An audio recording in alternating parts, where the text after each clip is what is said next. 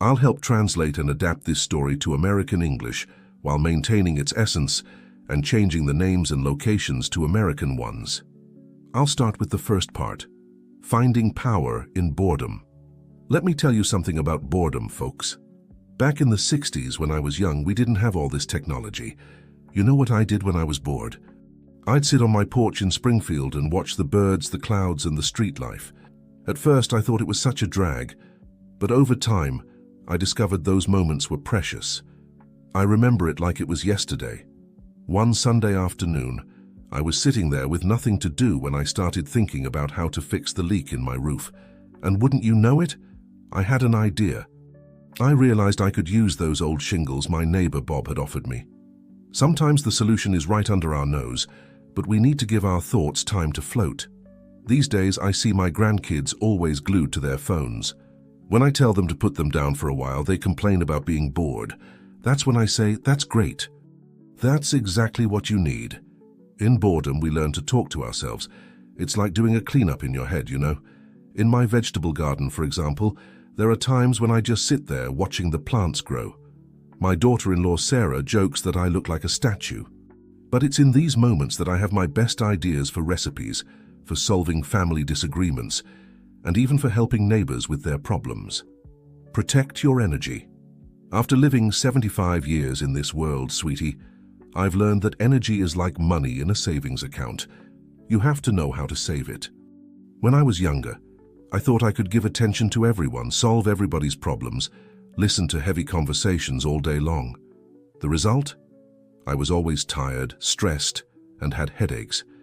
It was Mrs. Eleanor, my 82-year-old neighbor, who taught me a valuable lesson.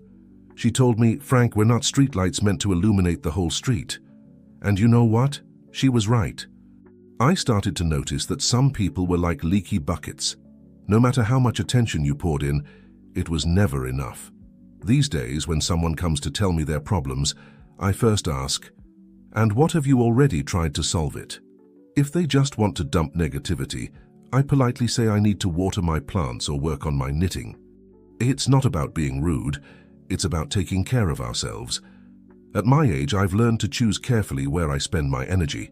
I prefer using my time with my grandkids, teaching them how to make homemade bread or telling stories about my youth, or with my domino group at Washington Park, where we laugh, joke around, and go home feeling lighter. Worrying is useless, boy. Oh boy, if there's one thing that's stolen many nights of sleep from me, it was worrying. I worried about money, about the kids, about health, about the future, until one day, after spending a whole week barely sleeping because I was worried about my retirement, I realized something. All that worrying hadn't helped one bit. I remember my mother always saying, "Son, worrying is like a rocking chair. Keeps you busy but gets you nowhere." Back then, I didn't quite understand, but now it makes perfect sense. When my youngest daughter Amy decided to move to California, I spent days eating myself up with worry. Until I thought, what can I do that's useful instead of suffering in advance? So I started helping her plan the move, made a list of useful contacts she might need, taught her some practical recipes. It turned into a much more positive experience than just worrying. Value of sleep. My dear ones, after so many years in this life, I can say for sure, sleep is like gold. When I was younger, I thought sleeping was a waste of time. "Oh, I'll sleep when I'm dead," I used to say. What nonsense. Our body is like an old sewing machine. It needs maintenance and rest to work properly. I remember when I worked at the factory doing night shifts. I thought I was saving time, but I was spending health. I'd get irritated over nothing, forget things, even my blood pressure started rising. That's when Nurse Betty from the clinic gave me one of those lectures. "Frank, do you want to end up here at the clinic sooner than necessary?" Today I have my sacred routine. After the evening news, I start preparing. I have my chamomile tea, do my crossword puzzles, and by 10 p.m., I'm in bed. I wake up early with the sun, feeling great. My grandkids joke that I'm like a rooster, early to bed and early to rise. But you know something? Since I started respecting my sleep, even my memory problems improved. Just the other day, I was talking with my old friend Tom, who's always complaining about insomnia. I told him, "Buddy, you watch all that heavy news before bed. How do you expect to sleep well?" I taught him to do like me. An hour before bedtime, turn off the TV, put on some soft music, those old country tunes, and relax slowly. Focus on the process.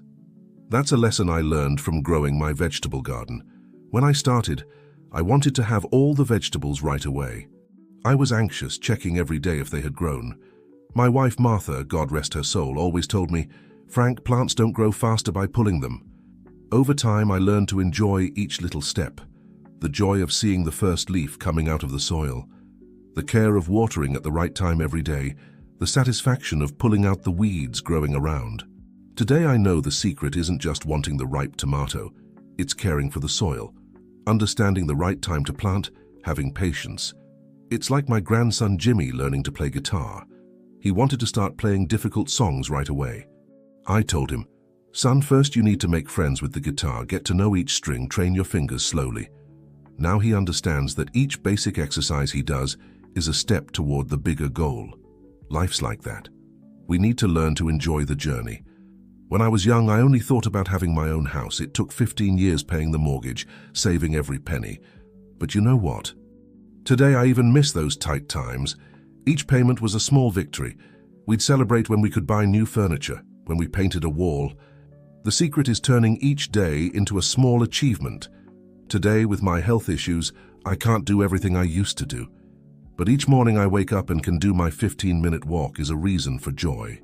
Each time I can make my own coffee, make my bed, that's already a victory. And let me tell you something.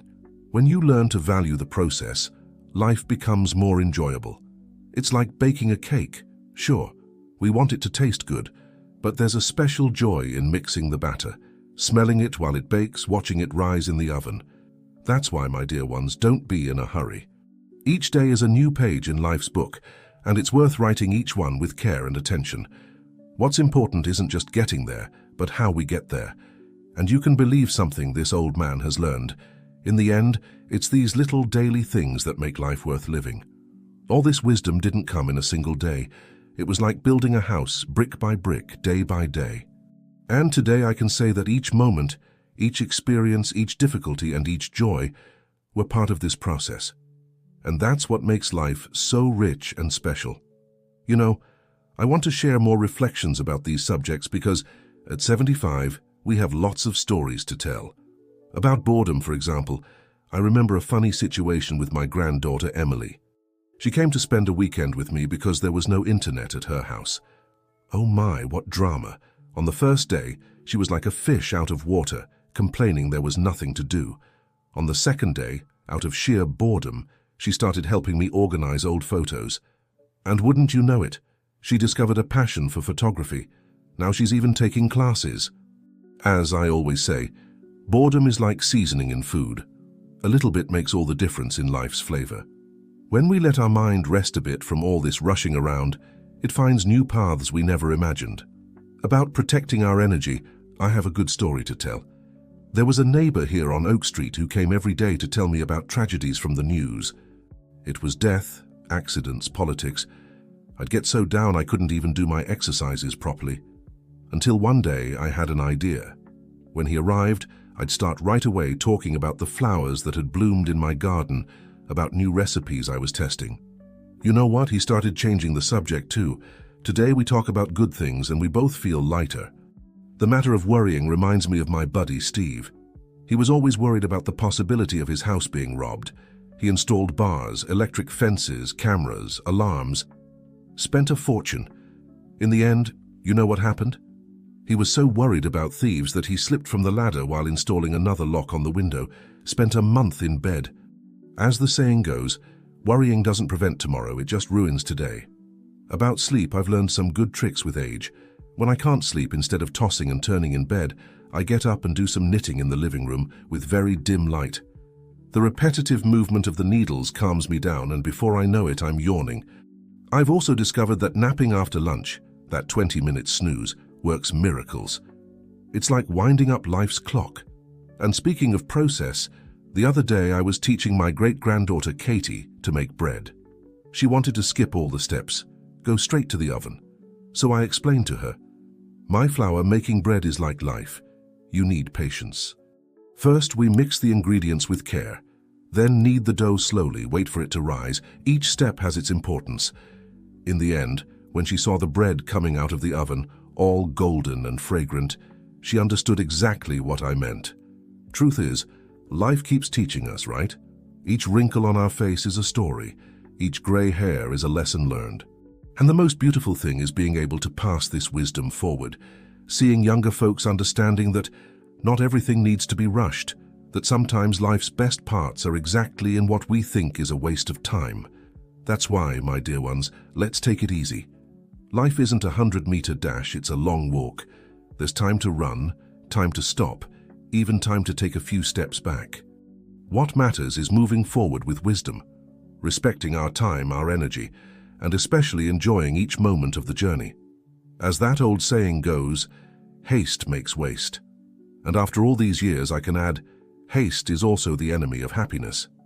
Because happiness is right there in these simple moments, when we stop to feel the wind on our face, to hear the birds singing, to laugh with family, to make coffee with love. And so we keep living and learning, one day at a time, one experience at a time, building our story with patience and wisdom. Because in the end, it's not how much we live, but how we live that makes all the difference. You know, there's one more important thing I learned about all these subjects. It's about how everything connects in daily practice.